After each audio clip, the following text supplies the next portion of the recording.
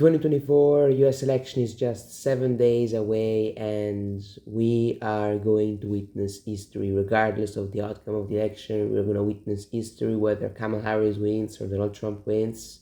In either one of the two cases, in either one of the two outcomes, history is going to be made. Today we will talk about this, and I also want to clarify and say a couple of things about the Madison Square rally, since that video wasn't as liked as the other ones, but that's not a very big issue. But there were some comments which were a little bit skeptical about the things I said.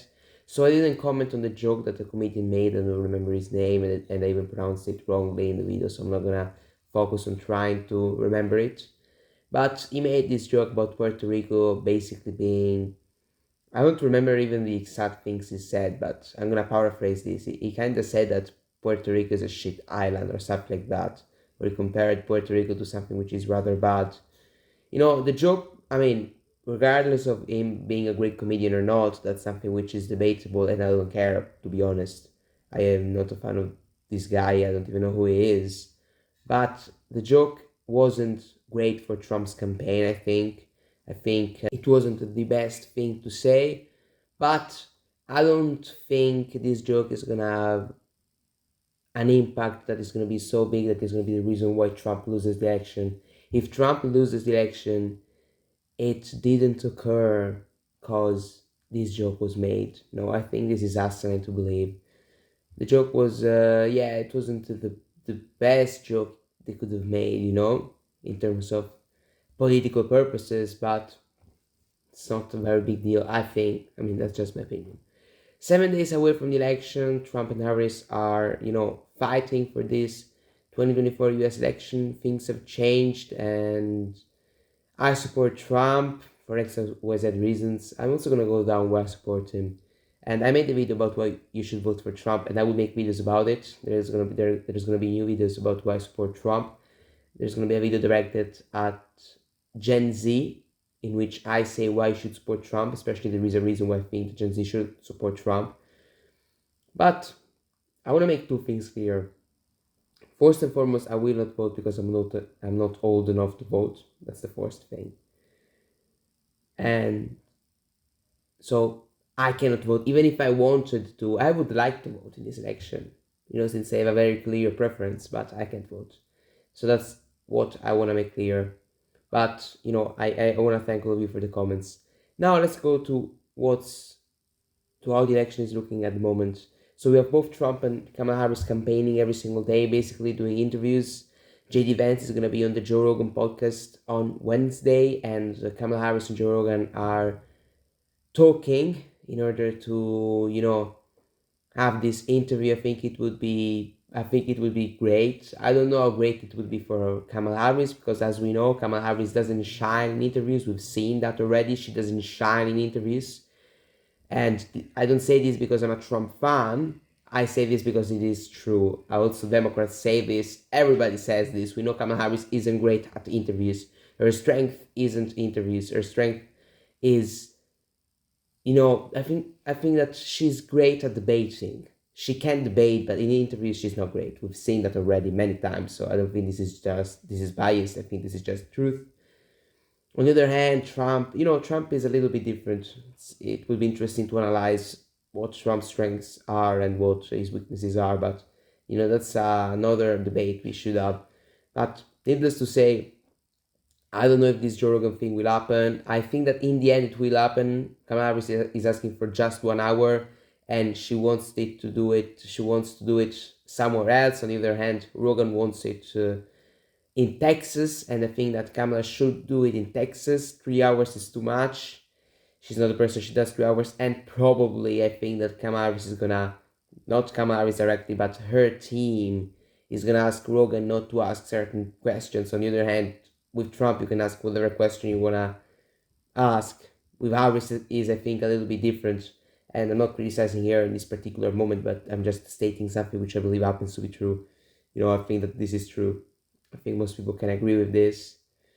But this is the situation when it comes to interviews. The Joe Rogan interview at the moment is probably sitting at something like 38 million views, and I don't think it's going to get to 70 million views, unfortunately, but I think it's going to keep growing in the following days. However, it's not going to get at 70 million views. I don't think it is going to get at all of those views. However, is sitting at 1.9 million likes, which is far more than any other interview Rogan has gotten. You know, the interview Rogan did with Musk got, I think, 1 million likes. So, you know, it's doubled it, and it's gonna even be more than doubled. I think it's gonna be like 2.5, you know, within maybe 1 month. I think that the interview is gonna be like at 50 million views. It's not gonna get to 70, which is a shame, but you know, I think it was great for Trump. I think he managed to relate to voters. He managed to look more normal than usual, rather than sometimes where he doesn't look normal. And you know, Trump, it is important that he relates, and I'm talking about political purposes specifically. It is important that he relates to the people, because if he doesn't do that, then he can't win over people. You know, that's the kind of situation we're talking about now. So how's the election looking? Trump is gonna go into election day with the momentum. There is no doubt about it, and the momentum has been pro-Trump since 2 or 3 weeks, I would argue. Ever since the vice presidential debate occurred and took place, things started to get worse for Kamala Harris. I think that she's been focusing too much on Trump, and I think that she's been focusing too much on boasting about her support from Republicans like Dick Cheney. Like Dick Cheney, nobody liked Dick Cheney. Even Republicans didn't like the guy. Like, the fact he endorses you is not a big deal. Who cares? Let's just be real. Who cares? So I don't think that she should focus a lot on that sort of thing. And I think that Kamala Harris should focus more on. I think she shouldn't be as obsessed as she is with Trump. She should focus more on, I would say, counterattack Trump's policies and Trump's proposals.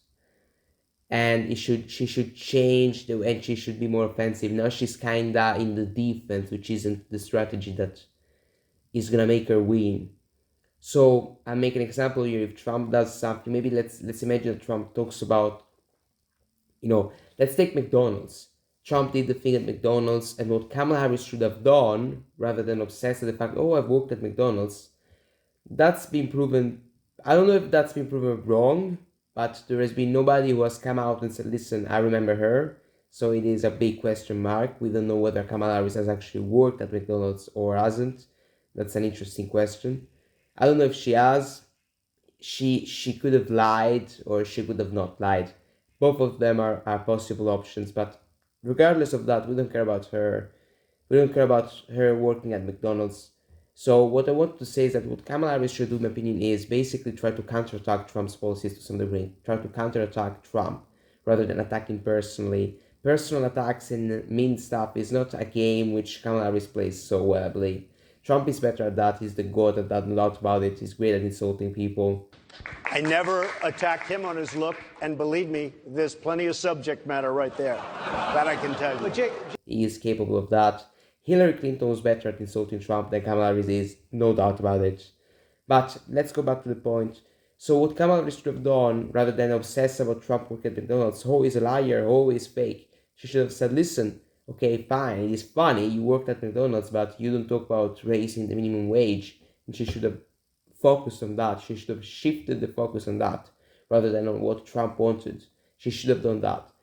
But Kamala Harris hasn't been campaigning as well as she was in August and September. The fact that she jumped out of her comfort zone by doing interviews with Fox News and by doing more interviews tells you a lot, because she wouldn't dare do that before, but now she's doing it because she needs to get new voters, and because she knows that if she doesn't do it, she doesn't stand a chance, because she knows that she's losing, and therefore she has to try to gain new voters and appeal to new voters. So that's an interesting situation to look at. On the other hand, if we talk about Trump, Trump has basically been campaigning daily. He's been basically doing rallies daily, and I think that his campaign is doing. I mean, he's being Trump. Let's be honest. I mean, what do we expect from Trump? We can't expect more than this. We can't expect less than this. I don't know what to expect from Trump. I mean, Trump has been Trump from 2015. He's gotten worse. Now he has far less energy.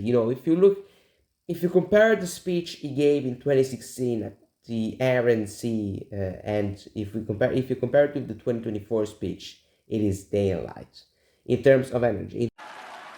We are going to be considerate and compassionate to everyone. But my greatest compassion will be for our own struggling citizens. We also have an illegal immigration crisis, and it's taking place right now as we sit here in this beautiful arena. It's a massive invasion at our southern border that has spread misery, crime, poverty, disease, and destruction to communities all across our land. Nobody's ever seen anything like it. In 2024, he has far less energy. In 2016, dude, the energy of the guy was just second to none. So in terms of energy, he has gone down. In terms of his cognitive ability, is there a cognitive decline with Trump? I think it's more or less, we know he says a bunch of shit. We know it. It's been that way even when he was 20 years old, probably. So the fact that he says outrageous stuff isn't that surprising, So I think that he hasn't been on a cognitive decline, or at least if there is a cognitive decline, it's not so noticeable at the moment. He's in a better state than was 4 years ago, I believe. That's true. I think that's true. So that's the whole Trump situation. And as I said, the rally in New York, in terms of people, in terms of influence, it was great. But in terms of the way you perceived it, it was bad. So I don't know. We'll find out whether it was great or not. As time goes on. But can rally have all of that effect? I don't know. I don't think it can, to be honest. But we'll find out. What will the candidates do in the following and remaining 7 days of the election? Well, that's a very important question to ask ourselves. So what will they do? Well, Kamala Harris, I don't think Kamala Harris has been as strong as she was. I think that Kamala Harris hasn't been campaigning as well as she was in August and September. I feel that she hasn't been as strong as she was being. That's the way I feel about Kamala Harris' situation, and I've talked about it already. She's been struggling more, I believe. On the other hand, Trump has been more or less doing the same thing, and he's been getting better. Because there was a moment in August where he was campaigning far less frequently than he should have. He was doing 1 or 2 rallies a week, sometimes in states which weren't even important, like Montana, all of those states which aren't important, which already know who's gonna win them.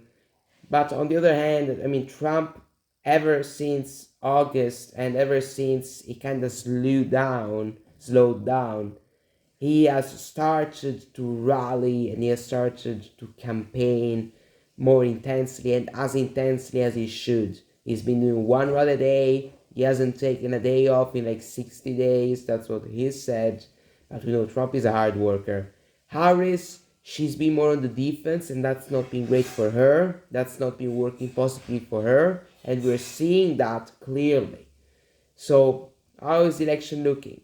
At the moment, I believe that Trump has the momentum, but as I said already multiple times, and I would keep saying this until the very last day, and probably my prediction is gonna be like this, because there's gonna be a prediction. I'm gonna make my prediction with the electoral map, my official prediction.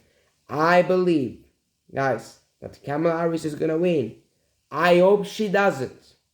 I personally hope she doesn't. My gut tells me she's gonna win.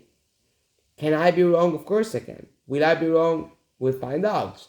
But this is just my gut feeling. As I said, it is not based upon data. It is not based upon facts. It is just based upon my gut feeling. This is the way I feel about this election. I feel like Kamala's gonna win. As bad as it sounds, I think it is bad. I feel that she's gonna win. I feel like that she's gonna win. I said it better now. So that's my whole opinion on it. But the momentum is with Trump. And if the polls are as wrong as they were in 2020, and if the polls underestimate Trump as much as they did in both 2016 and 2020, he's gonna demolish Kamala Harris. If the polls are as wrong as they were, Trump is gonna win all the swing states with ease, and he could possibly flip maybe Minnesota, maybe Virginia, maybe New Mexico, maybe one of those three states. But that's if the polls are as wrong as they were in 2016 and 2020. And the polls are interesting because, first of all, I don't know how they're made. That's the first thing. And another thing which is interesting is that it looks like nobody knows who the hell are the people who get called by the polls. Like, have you ever, Americans, comment, have you ever been called by people, by the polls, by the pollsters? I don't think it's ever happened to anybody. So who are those folks who get called by the pollsters and answer those phone calls? That's an interesting question to ask, because we'd have to understand what is behind this whole poll stuff, because the polls are interesting. It will be interesting to study and to go down the rabbit hole, because I don't know how the polls function specifically. It would be interesting to go down the rabbit hole. So I guess that's how the situation is looking. My prediction, as I said, is Kamala Harris is gonna win. That's what I think. I think it's gonna be tight, but in the end she's gonna get it. I hope she doesn't, but that's just my prediction. Let me know yours. Let me know how are you feeling 7 days away from election day, which we're gonna follow night. We're gonna live stream election night, all of it, and we're gonna see who wins all together. And we have to see also if the winner isn't called lately. If the winner gets called late, like not on election night, but 1 day, 2 days afterwards, then that's kind of rough. But I hope it doesn't happen. I hope that we can understand who's the 47th president of the United States within election night, so that the live stream will be the live stream in which we all found out who's going to be ruling the United States for the next 4 years.